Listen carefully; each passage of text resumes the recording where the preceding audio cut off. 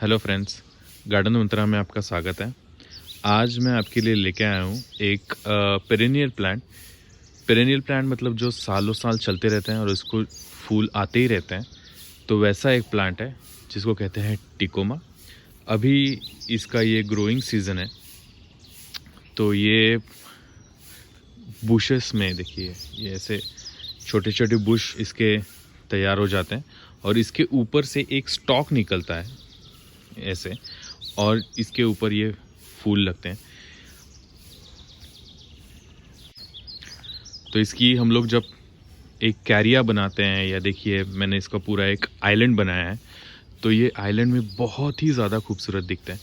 तो आप देख सकते हैं, ये मेरे यहाँ पे गार्डन में मैंने पूरे बहुत सारे आइलैंड बनाए हैं। तो उसमें ये भी एक टिकोमा का आइलैंड है। तो ये टिकोमा की एक अलग वैरायटी है। इसमें बहुत सारे टिकोमा में वैरायटीज़ आती है। तो हम लोग इस पे भी बात करेंगे, और हम लोग इस पे भी बात करते हैं आज की इसकी केयर प्रोपगेशन कैसे करते हैं। तो टिकोमा प्लांट जो है वो साइकिल्स में आता है। मतलब उसका जो ब्लूमिंग सीजन होता है वो साइकिल्स में आता है। जैसे अभी ये विंटर की स्टार्ट है, तो वैसे तो विंटर में ये इसकी ग्रोथ तो डोर्मेंट हो जाती है, लेकिन इसको फ्लावर्स आते रहते हैं। तो अभी ये नवंबर, अक्टूबर एंड नवंबर का मंथ है। तो इसमें देखिए इसका ये एक साइकिल पूरा होगा। तो ये एक एक साइकिल मतलब ये पूरा खिलेगा। फिर इसके बाद इसके सारे जो ये फूल हैं वो मुरझा जाएंगे। फिर उसके बाद कुछ पीरियड होता है इसका जो डोर्मेंट पीरियड होता है, जिसमें कोई फूल नहीं आएंगे, और फिर वापस एक बार ये साइकिल स्टार्ट होगा। तो इसको साइकिलिक पेरेनियल प्लांट भी कहते हैं। जो चलता तो सालों साल है, लेकिन इसको साइकिल्स में फूल आते हैं। लेकिन ये एक्चुअली इसका साइकिल में फूल आना ही सबसे ज़्यादा इसको अलग बनाता है। क्योंकि फिर अगर आप देखिए तो पूरी कैरियाँ इसमें भर जाती है। अभी तो ये सिर्फ स्टार्ट है। जैसे जैसे और विंटर बढ़ेगा और ज़्यादा टाइम आएगा, तो ये पूरा का पूरा कैरी फूलों से भर जाएगी। अगर आप देखिए तो एक देखिए यहाँ पे भी, ये देखिए ये इसका स्टार्टिंग पॉइंट है। ये अभी ये बड है, तो ये ऐसे फ्लावर्स में, बड़े फ्लावर्स में हो जाता है। तो पहले इसकी सॉइल की बात करते हैं। तो सॉइल तो इसको वेल ड्रेन्ड सॉइल चाहिए। जैसे मैंने ज़मीन में लगाया है तो ज़मीन में तो कोई प्रॉब्लम नहीं होता, लेकिन ज़मीन में भी जब आप लगाते हो तो आपको देखना है कि पानी यहाँ पे खड़ा ना रहे, पूरा ड्रेन आउट हो जाए। अगर गमले में आप लगा रहे हो तो गमले में डेफिनेटली आपको ऐसी सॉइल बनानी है जो हम लोग हमेशा से सॉइल मिक्स बनाते हैं। जबकि इसको ज़्यादा फ्लावर्स आते हैं, आप देख सकते हैं इसकी क्वांटिटी कितनी है फ्लावर्स की। जब इसको बिकॉज इसको ज़्यादा फ्लावर्स आते हैं तो इसको खाद भी बहुत अच्छे से लगेगी। तो जब भी आप इसका सॉइल मिक्स बनाएं तो इसके दो पार्ट आप कंपोस्ट या जो भी आप खाद ऑर्गेनिक खाद डालना चाहें, कंपोस्ट या फिर काउडंग कंपोस्ट या आपकी केंचुए की खाद, उसको मिला के, या पत्तियों की खाद भी, तो इनको मिला के ये दो पार्ट, और एक पार्ट आपका रहेगा आपकी गार्डन सॉइल और एक पार्ट रहेगा आपकी बजरी, जिससे पानी रुके नहीं। तो ये ऐसे आपको बनानी है इसकी सॉइल। इसकी धूप की बात करें तो इसको मैक्सिमम धूप चाहिए, क्योंकि ये ज़्यादा से ज़्यादा धूप में अच्छे से खिलता है। और वैसे धूप से इसको प्रॉब्लम नहीं होता। मतलब जितनी ज़्यादा धूप आए इसके पत्ते काले नहीं पड़ते या मुरझाते नहीं है। तो आप ज़्यादा से ज़्यादा धूप आए, इसके लिए मैं एक आपको टिप देता हूँ। आपके अगर गार्डन है या अगर आपकी बालकनी भी है फ्लैट की, तो देखिए कि कौन से साउथ साइड में बालकनी है। साउथ साइड में ज़्यादा से ज़्यादा धूप आती है, अगर वो आपकी बालकनी से अंदर आ रही है तो। या फिर अगर गार्डन है तो डेफिनेटली साउथ साइड में लगाइए। साउथ साइड में अगर आप इसको लगाते हैं तो ज़्यादा से ज़्यादा धूप भी मिलेगी, प्लस ये बहुत ज़्यादा खिलेगा। तो ये एक छोटी सी टिप है, आप यूज़ कर सकते हैं। इसके बाद धूप में अगर आप इसको गमले में लगाएं तो इसकी धूप के लिए आपको मैक्सिमम सन में इसको रखना है। कभी कभी क्या होता है कि आप अगर सीमेंट का गमला यूज़ कर रहे हो, या जैसे प्लास्टिक के गमले यूज़ कर रहे हो, तो वो बहुत गर्म हो जाते हैं। तो जिससे जड़ें भी गर्म हो जाती है और इससे पौधा भी ख़राब हो जाता है। तो अगर ऐसा सिचुएशन है तो आप इसको थोड़ा सेमी शेड में रखिए। लेकिन फ्लावर्स आने के लिए तो इसको धूप होना बहुत ज़्यादा ज़रूरी है।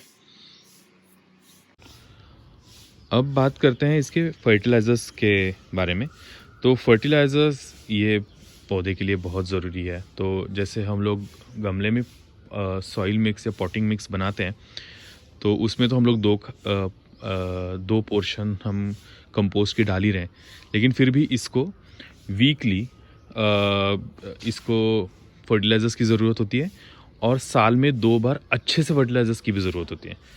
तो वीकली जो फर्टिलाइज़र है इसको आपको देना है, तो इसमें आप एनपीके और डीएपी मिक्स करके, डीएपी 1 दिन पहले ऐड करके आपको रखना है पानी में, 1 चम्मच 1 लीटर पानी में। और फिर एनपीके आपको जो वाटर सोल्यूबल एनपीके मिलता है 19 वो आपको इसमें ऐड करना है 1 चम्मच 1 लीटर में। तो ऐसे आप ये मिक्स बना के इसको फॉलियर स्प्रे कर सकते हैं। अगर ये ज़मीन में है तो, गमले में है तो आप इसको डायरेक्ट दे सकते हैं। अगर आपके पास ऑर्गेनिक में आपको ये खाद देने हैं, तो जो आपकी सरसों की खली होती है उसको 4 दिन पहले भिगो के आप उसका पानी जो है इसको दे सकते हैं। जैसे 100 ग्राम आपने सरसों की खली ली, तो 5 लीटर पानी में या 10 लीटर पानी में इसको मिक्स करके लेकिन उसका फॉलियर स्प्रे नहीं करना है, उसको जड़ों में ही देना है। तो उसको आप गमले में या अगर ज़मीन में भी है तो इसको आप ज़मीन में डाल सकते हैं, तो इससे बहुत ज़्यादा फ्लावरिंग करेगा। वीकली तो ये हो गया। फिर इसको साल में 2 बार खाद चाहिए। जैसे सितंबर में, मैंने इसको सितंबर में खाद दिया था। सितंबर में आप इसको कंपोस्ट का, जैसे एक मुट्ठी कंपोस्ट हर एक प्लांट के, अब मेरे पास तो वैसे बहुत सारे प्लांट है इसमें, 25 से ज़्यादा प्लांट होंगे, 25 से 30 प्लांट है। तो मैं हर एक प्लांट के जड़ों में मैं 1 मुट्ठी सितंबर में और 1 बार फरवरी में इसको कंपोस्ट देता हूँ। तो ये देना बहुत ज़रूरी है क्योंकि ये बहुत ज़्यादा खाद की रिक्वायरमेंट इसकी होती है। तो इसके बाद बात करते हैं इसके प्रोपोगेशन के बारे में। तो प्रोपोगेशन इसका थोड़ा हार्ड है। बहुत सारे लोग इसको यहाँ से कट करके, यहाँ से ऐसे कट करके इसको मिट्टी ऐसे दबा के फिर उसके ऊपर प्लास्टिक लगा के इससे जड़ें निकालते हैं और फिर इसके नए प्लांट्स बनाते हैं। लेकिन टिकोमा के जो, वैसे अगर आपको इसके बीज के थ्रू करना है, सीड्स के थ्रू, तो सीड्स में तो ये थोड़ा मुश्किल होता है क्योंकि इसके सीड्स बहुत छोटे होते हैं और आपको समझ में भी नहीं आएंगे कब गिर गए। मैं तो सजेस्ट करता हूँ कि आप नर्सरी में जाइए और इसका एक प्लांट लेके आइए। इसका और एक है प्रूनिंग। प्रूनिंग बहुत इंपॉर्टेंट है इस प्लांट की, तो आपको टाइमली प्रूनिंग करना इसकी रिक्वायरमेंट है। जैसे एक बार जैसे इसका साइकिल हो जाए, जैसे अभी ये देखिए, अभी ये खिल गए हैं, तो अभी ये तो स्टार्ट है, ये और खिलेंगे। इसके बाद मैं क्या करूँगा, जब ये ख़त्म हो जाएगा इसका फ्लावरिंग साइकिल, तो मैं इसको यहाँ से कट करूँगा। जैसे आप देख सकते हो मैंने बहुत बार यहाँ से काटा है इसको। देखिए 1 2 3 4 5, ऑलमोस्ट 5-6 बार मैंने इसको काटा है। तो जैसे मैं इसका फ्लावरिंग सीज़न हो जाता है, मैं इसको ऐसे नीचे से काट देता हूँ। पहले कुछ दिन के लिए सिर्फ डंडियाँ दिखेंगी, उसके बाद वापस से इसको पत्तियाँ आना स्टार्ट हो जाएंगी और फिर उसमें से ऐसे स्टॉक्स निकलते जाएंगे जिसमें से फूल आते हैं। तो ये आपको ज़रूर करना है क्योंकि इसका प्रूनिंग बहुत इंपॉर्टेंट है। जितना आप ज़्यादा इसको प्रून करोगे, जितना ज़्यादा आप इसकी कटिंग करोगे, ये उतना ही ज़्यादा खिलेगा और उतना ही ज़्यादा बुशी होगा। तो वो एक बहुत रिक्वायर्ड टिप है इसके लिए। अब बात करते हैं इसके पेस्टिसाइड्स के ऊपर। तो इसको पेस्टिसाइड्स भी बहुत अच्छे से लगते हैं क्योंकि इसमें कीड़े बहुत जल्दी लग जाते हैं। जैसे अगर आप प्लांट्स में देखोगे, अभी मेरे यहाँ पे तो इतने नहीं हैं, लेकिन इसको मिली बग्स लगते हैं, इसको ब्लैक स्पॉट्स यहाँ पे बहुत हो जाते हैं। तो अगर ऐसे होता है तो फिर आपको बहुत ज़्यादा क्वांटिटी में है तो फिर आपको इसको कट ही करना पड़ेगा। ये छोटा सा मिली बग है, तो ये ऐसे बढ़ते हैं, तो आपको इमीडिएटली एक तो इसको निकालना है, या फिर अगर ज़्यादा क्वांटिटी में है तो आपको इसको स्प्रे करना पड़ेगा। तो स्प्रे करना है तो आपको इसको ऑर्गेनिक में नीम की खली, नीम का जो ऑयल होता है, तो नीम ऑयल 1 लीटर पानी में 1 चम्मच डाल के आपको स्प्रे करना है।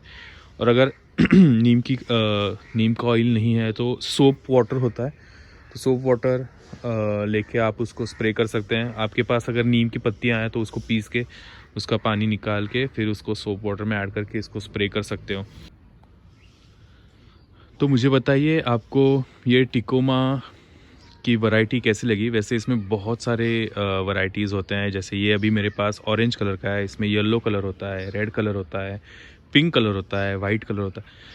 टिकोमा में बहुत सारी वैराइटीज़ है, प्लस इसकी वेरिएंट्स भी बहुत है। मतलब कलर वैरायटी तो है ही, वेरिएंट्स भी बहुत है। जैसे इसमें बेल ट्रम्पेट टाइप टिकोमा भी होता है, या इसमें जो एलामेंडा है वो भी एक टिकोमा का ही प्रकार है। तो इसमें बहुत सारी वैरायटीज़ भी होती है और बहुत सारे कलर वैरायटीज़ भी होती है। तो आप ला सकते हो अच्छे से, एक हेज बना सकते हो। मैंने तो सेम कलर का लिया था क्योंकि मुझे ये सेम कलर में बहुत अच्छा दिखता है। मोनोक्रोमेटिक डिज़ाइन थोड़ा सा अच्छा लगता है। तो मैं ये देखिए अलग अलग, मैं फिर इसका एक आइलैंड बन गया, फिर मेरा ये ड्रेसिना का एक आइलैंड है, फिर यहाँ पे कोलियस का एक आइलैंड है, तो फिर यहाँ पे ऊपर मेरे मॉर्निंग ग्लोरी है। इसका अपडेट मैं वीडियो बनाऊंगा वापस एक बार। या फिर हेज में लगाते हैं तो जैसे 2 प्लांट्स है तो एक प्लांट में अगर फ्लावर आ रहा है तो उसकी वजह से दूसरे प्लांट में भी आ जाते हैं, तो वो नेचुरली उसमें फूल आना स्टार्ट हो जाता है। तो वो बहुत ज़रूरी है अगर आप हेज में इसको लगा रहे हो तो, और दिखता भी अच्छा है। अगर आप सिंगल जैसे गमले में लगाते हो तो इसका प्रॉब्लम ये होता है कि इसको जैसे ये स्टॉक पे, ये 1-2 स्टॉक पे ही इसको आते हैं। जैसे मैंने अगर ये देखिए एक ही प्लांट लगाया तो बस यहीं पे ऐसे प्लांट ये फ्लावर्स आएंगे। तो इससे बेटर है कि मैं इसको पूरा ऐसे हेज बनाऊं और फिर इस पे लगाऊं। तो ये मेरा थॉट प्रोसेस है। तो आप भी लगाइए आपके गमलों में या आपके घर में गार्डन है आपको तो ज़रूर ज़मीन में लगाइए और मुझे बताइए कि इसका रिज़ल्ट कैसा रहा। और अगर आपको मेरा वीडियो अच्छा लगता है, कंटेंट अच्छा लगता है, तो मेरे चैनल को सब्सक्राइब कीजिए और मुझे कमेंट्स में बताइए कि मैं कौन से और प्लांट्स पे वीडियो बनाऊं। और हम लोग मिलते हैं नेक्स्ट एपिसोड में। Thank you.